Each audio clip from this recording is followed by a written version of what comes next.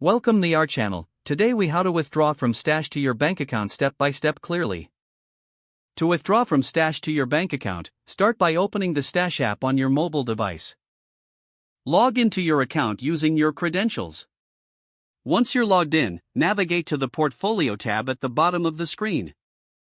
Select the Invest option to view your holdings. Tap on the Cash Value or Stash Cash section to access your cash balance. Press the Withdraw button. Enter the amount you wish to transfer to your bank account. Review any fees that may apply to your withdrawal. Next, select the bank account you want to withdraw to. If you haven't linked a bank account yet, follow the prompts to add one now. Once your bank account is selected, confirm your withdrawal details. Tap the Confirm button to finalize your transaction. You will receive a confirmation message once your request is submitted. Withdrawals typically take a few business days to process. You can check the status of your withdrawal in the app's Activity section. That's it. You've successfully initiated a withdrawal from Stash to your bank account. If the page does not load, refresh the browser or try again in a private or incognito window.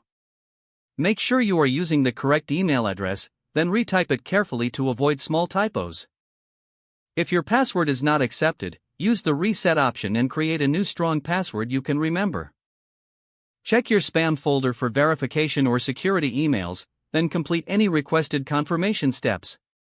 Enable two-factor authentication if available to improve account security and reduce unauthorized access risk. After signing in, review your profile details so your contact information and settings are accurate and current. If you see an error message, note it down and try again after restarting your device and internet connection. Log out when you finish, especially on shared devices, to keep your account and payment information secure. If the page does not load, refresh the browser or try again in a private or incognito window. Make sure you are using the correct email address, then retype it carefully to avoid small typos.